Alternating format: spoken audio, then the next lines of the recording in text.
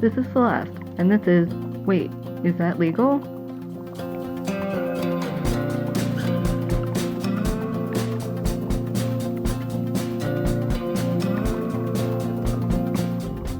A podcast that comes from my own curiosity about the legal questions raised in TV shows and movies to determine what would or should have happened in the real world.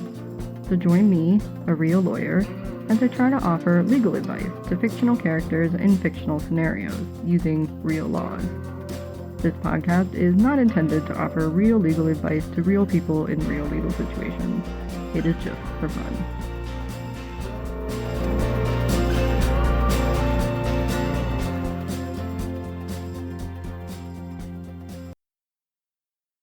Back in episode 10, I discussed the topic of emancipation of minors, the legal concept where someone under the age of 18 can become legally separated from their parents.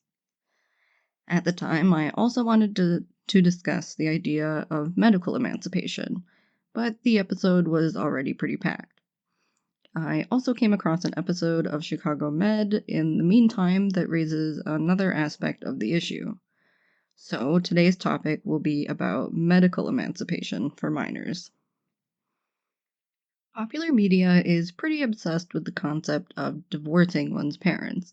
It seems to show up as a topic at least once in every teen TV show. In the fictional world, it is usually a glamorous improvement to the character's life. They move out and get a job, which is generally just the usual after-school teen job that would pay enough for some extra spending money, but not much else. But the character almost always still manages to have a nice apartment to themselves, which is only realistic in the scenarios where they are not emancipated, they just have absent parents that are willing to throw money at the problem. The reality is that emancipation is incredibly rare, because in many situations, the separation would leave the child in much worse condition than if some other option was figured out, like foster care or living with a relative or friend. So what happens in a case where living with and being supported by their parents is not an abusive or bad situation for the minor, but they disagree with the medical decisions their parents are making for them? This is the situation faced by Anna in the 2004 novel by Jodi Picoult and the 2009 movie adaptation starring Abigail Breslin and Cameron Diaz, and by the patient Lindsay in the season 3 episode Down by Law of Chicago Med. In My Sister's Keeper, Anna, who is 11 in the movie and 13 in the book, is conceived as a savior sibling by her parents after they and their oldest child are not viable donors for their sick daughter Kate. From birth, Anna is used as a life-saving donor for her older sister, who has recurring leukemia. Until the point in the book and movie, the procedures that Anna faces are invasive but not life-changing. She has donated her umbilical cord blood, given blood transfusion, and donated bone marrow. At the point where the story picks up, Kate is in kidney failure, and the parents want Anna to donate a kidney. Now, people who donate a kidney will usually be fine afterwards, and it's completely medically okay to have one kidney. But it is still a major surgical procedure, and those always carry risk. The problem here is that an 11/13-year-old child is being asked to live without one of her kidneys for the rest of her life, without being asked if she's okay with that. However, this is perfectly legal. Parents have the right to make medical decisions for their children. There are, of course, some exceptions, mainly for medical emergencies, where the doctors do not have the time to find and ask the parents to consent to life-saving treatment, or in a situation where the parents are forcing the child to undergo unnecessary and invasive treatment for reasons that are not medically necessary. This is called factitious disorder imposed on another, which was previously known as Munchausen by proxy. Despite raising some ethical issues, and even more questions about what is good parenting in this situation, genetically engineering a savior sibling and then using that child to save your other child is not expressly illegal. There is a limit, and a kidney is probably right on that edge. Again, it's possible to live with only one kidney, and people willingly donate their kidneys all the time. It would definitely be illegal to go much further than a kidney, though. If Kate was in heart failure or had cystic fibrosis, her parents could not use Anna as a heart or a lung donor, because this would be murder. Even just taking one of her lungs, which you can live through, would likely still be too far, because it would drastically affect Anna's future medical outcomes. But the fact that a child can be forced to undergo any medical procedures for the sake of saving another child is pretty wild in and of itself, especially when you genetically engineered it that way. And it is still not illegal when the child is old enough to express that they do not want the medical procedure done to them because they are still under the age of 18 and lack the required legal capacity to make the decision themselves. This is where medical emancipation comes in. Courts in many jurisdictions in the U.S. have recognized that in certain situations, a minor might be able to make medical decisions for themselves without the involvement of parents. In far fewer jurisdictions, the U.S. courts have recognized that minors can be mature enough to make their own decisions about their medical care, a concept referred to as the mature minor doctrine. Emancipation on the broader scale is the legal term for a minor, someone under the age of majority, which in the U.S. is 18 years old, who is separated from their parents or legal guardian. In all legal aspects, an emancipated minor is treated as an adult. They can sign contracts, live alone, make decisions about employment and education. Emancipation can happen expressly, where a court order is involved, or where the child and the parents make an agreement to separate. Emancipation is implied when the minor is married, becomes a teenage parent, or joins the military. Both express and implied emancipation is a legal separation of the child and the parents that results in the child being fully responsible for themselves and completely severs the responsibility of the parents to support and provide for that child. So there are obviously situations where full emancipation would be detrimental to a child, especially in a medical context. For example, if an otherwise decent parent refuses to vaccinate their child, but that child is now old enough to ask to be vaccinated, they would probably not want to completely blow up the relationship over preventing measles. If they pursue emancipation, they will now have to provide for themselves, and this would include no longer being covered by their parents' medical insurance. On the other hand, the argument that the parent is in the best position to make vaccination decisions for their child rings a bit hollow, considering the number of life-altering consequences that can come from contracting any of these otherwise preventable diseases, and making that child wait till they are 18 might end up being too late. There are many states in the U.S. that allow minors to be vaccinated against their parents' wishes if the child asks their doctor. This is a limited form of medical emancipation granted by the state to the minor patient. It became a big issue during the COVID-19 pandemic when lots of teens of anti-vax or just vaccine-hesitant parents wanted to get the COVID vaccine against their parents' wishes. In contrast to My Sister's Keeper, the Chicago medical emancipation scenario presents a situation where a minor does not realize they have the power to make their own decisions. In the episode, Down by Law, the doctors encounter a 14-year-old patient with severe abdominal bleeding and an older man who they first take to be the girl's dad. The man is actually her husband, which the legal department at the hospital confirms was approved by the girl's, Lindsay's, dad. The husband believes the bleeding is related to a miscarriage, but in the course of treating Lindsay, the doctors discover that she has early uterine cancer.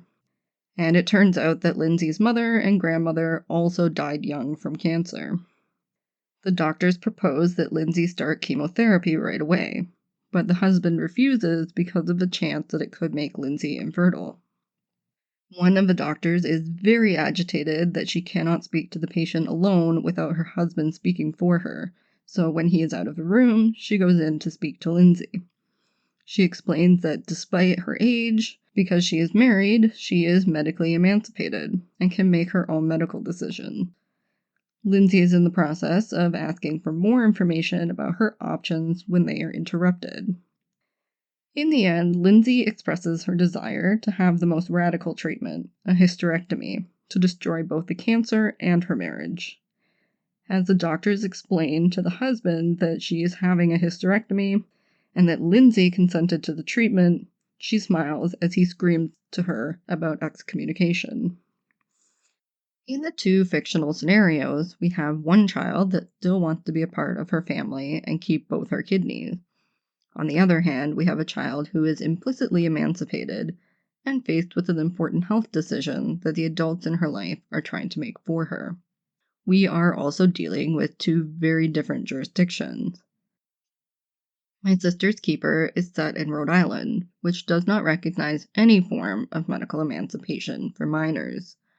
Chicago Med is set in Illinois, where the state's Supreme Court has recognized the mature minor doctrine.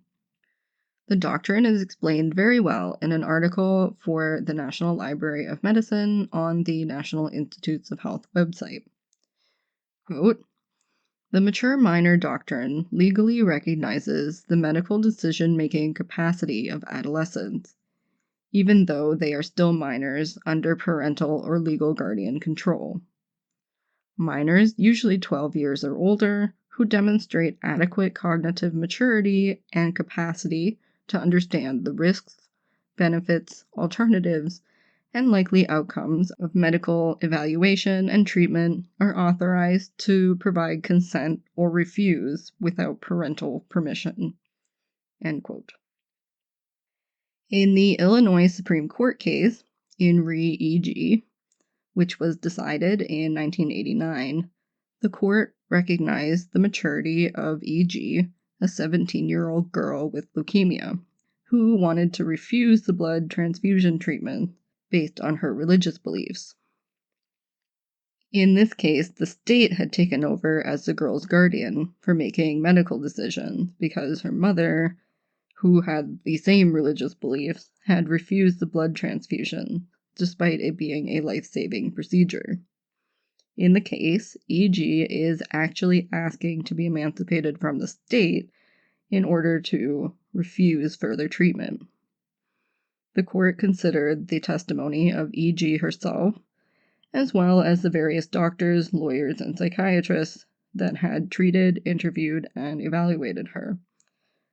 The court agreed that E.G. had sincerely held religious beliefs, understood what the consequences of her decision would likely be, and was clearly capable of making her own medical decisions without interference from the state. While the doctors of Chicago Med use the term medical emancipation in the show, Lindsay is actually completely emancipated because she is married. They are correct that because she is married, she is able to make medical decisions for herself, despite only being 14 years old. Her implicit emancipation due to marriage means that she does not even need to show that she is mature enough to make her own medical decisions. Her dad gave up his parental rights to his minor daughter when he signed the marriage license, basically implying that he believes that his daughter is mature enough to be married, whether he understands that that's what he was doing or not. And I'm going with the not here, because the husband in this situation seems to be under the false assumption that as her husband, and the fact that she's a minor, that he is entitled to make those medical decisions for her. Or maybe he believes that because Lindsay is still a child, that he is somehow her guardian as well as her spouse. But both of these assumptions are just that, false.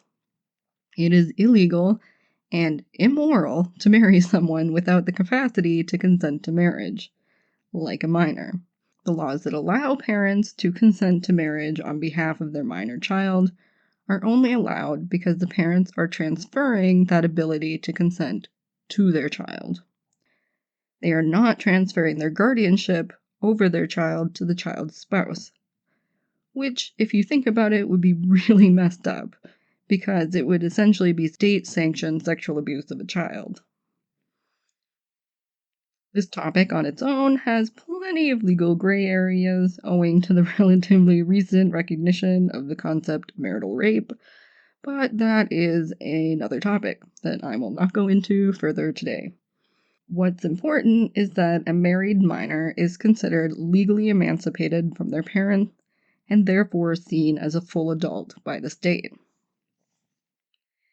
The U.S. Supreme Court has recognized the right of adults to make their own healthcare choices, including the right to consent to procedures or to refuse treatment altogether.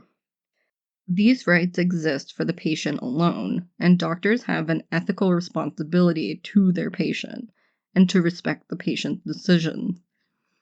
Spouses only have the power to make medical decisions in situations where the patient is unconscious or incompetent. Even then, if a doctor feels the decisions made by the spouse are not in the best interest of the patient, there are avenues for potentially going around those decisions. The right to make medical decisions is linked to the right to privacy that is held to exist under the 14th Amendment's Due Process Clause. Of course, that could change any day now, because Roe v. Wade was considered one of the core cases in establishing the right to privacy, and it was overturned in the 2022 decision in Dobbs v. Jackson's Women's Health Organization. Interestingly, the right to privacy has also been used to protect the rights of parents to make health and education decisions for their children without interference from the state. Within the Enri E.G. decision, the Illinois Supreme Court notes that part of their logic in conferring the right to make medical decisions to mature minors was because of the U.S. Supreme Court cases that have granted limited rights to pregnant minors to seek abortions without the consent or knowledge of their parents. This right comes from two Supreme Court cases, Bellotti v. Baird, which was decided in 1979, and City of Akron v. Akron Center for Reproductive Rights, decided in 1983. Unlike Illinois, Rhode Island has not recognized the mature minor doctrine, or any specific rights for minors to make their own health decisions. However, as a state in the United States of America, it is subject to the jurisdiction of the U.S. Supreme Court and the legal precedent that it sets.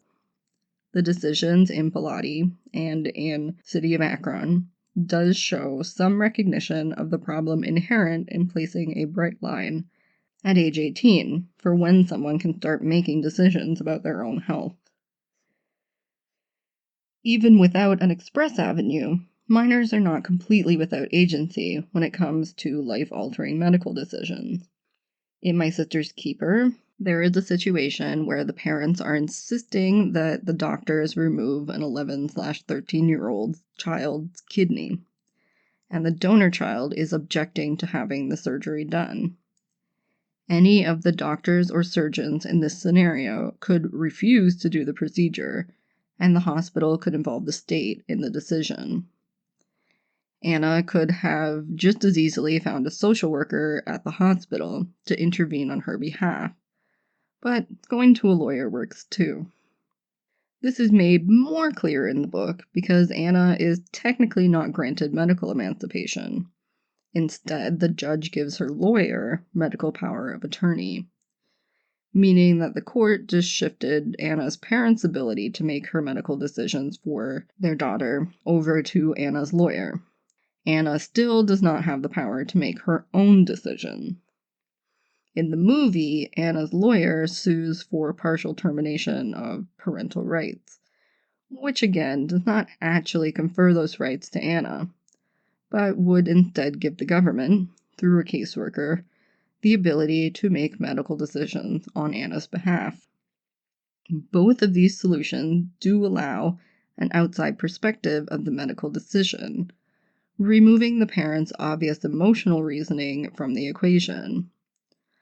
A lawyer, and anyone who has power of attorney, has an ethical obligation to represent the interests of their client. So, in the case of the book, Anna's interests would be represented by the lawyer. In the movie version, the state would be responsible for looking out for Anna's best interests, not her own personal wishes. This would likely still result in Anna not having to donate a kidney, but Anna has a lot less agency than it would seem. Neither version of My Sister's Keeper dealt with the fact that Anna was not actually seeking her own ability to make medical decisions. It is revealed that the reason for Anna seeking legal counsel was because her sister, Kate, no longer wished to receive medical treatment. As an older teen, around 15 years old, she has more agency when it comes to making health decisions. Courts are much more likely to recognize a 15-year-old's decision to refuse a kidney than an 11-year-old's wish to go against her parents' decision. Kate's expressed desire is to give up treatment. Her method of doing this in the book and the movie would not have respected her wishes. Legally, Anna is protecting herself from her parents' medical choices. With Anna's kidney out of a running, the parents could still have put Kate on a transplant registry, and in the meantime, she would have been subjected to dialysis. It mostly works out for Kate, in both the outcomes presented in the book and the movie, because her mother realizes that she is not considered Kate's wishes. In real life, if the parents wanted to continue to do everything possible to keep Kate alive, Anna's actions would actually make things worse for Kate.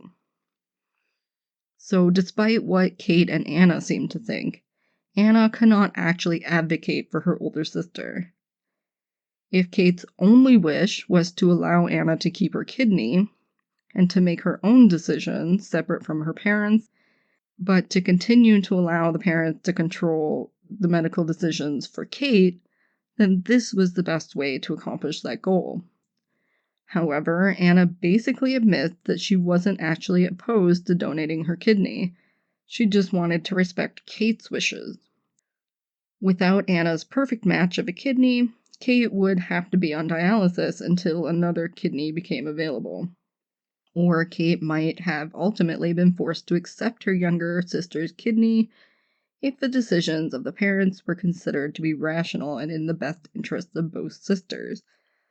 And this would have been a more likely outcome, because it means that both children survive, which is a reasonable goal for both the parents and the state, but it does not seem that the doctors have any objection to the treatment plan. For Kate to have her wishes heard, she needed to advocate for herself, not selfishly put all the responsibility and inevitable parental anger onto her younger sister. The only way Kate could prevent her parents from forcing her to continue treatment of her cancer was to tell the doctors, and to tell a social worker or lawyer that she no longer wanted to continue treatment and that she fully understood what that would mean in the long run. Being in Rhode Island would have made this more of a long shot for Kate to win.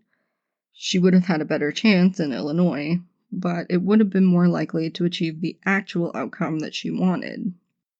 My Sister's Keeper and Chicago Med present two scenarios where a minor wants to make different medical decisions than their parents. In Chicago Med, the doctors immediately recognize the patient's right to make her own choices, despite being only 14 and separate from what her husband may want. Once they are able to talk to her away from her husband, she makes it clear what she wants, which is beyond even what the doctors are recommending. They make sure that she understands the risks, and she articulates a very good personal reason for making the choice that she does. Then, the doctors respect the patient's wishes over the objections of her husband, which is exactly how it should play out. In contrast, in My Sister's Keeper, it would have benefited all of the characters if they had communicated more. If Kate had sought a lawyer to assert herself, or told her parents that she unequivocally did not want her sister's kidney, or anyone else's kidney, and that they needed to let her go. This would have been much better for her little sister, who had put herself in the line of fire for something her older sister wanted but couldn't ask for herself. If she had said something, it probably wouldn't have been the smoothest sailing, but at least it would have saved Anna from getting the hate that she did from their mother. Both fictional settings do show good examples of scenarios where a minor wants to make a medical decision for themselves and how they might go about doing so.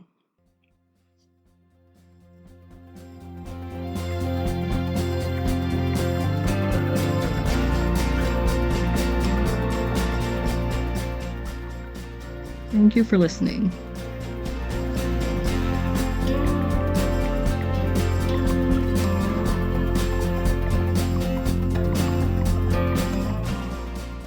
The show is researched, written, and recorded by me, Celeste Young. None of the legal advice or opinions expressed in this episode are intended as specific or individualized legal advice. Please like, subscribe, rate, or review this podcast if you enjoyed it. If you have any questions or comments, please email them to waitisthatlegal@gmail.com. You can find the podcast on Facebook and Instagram.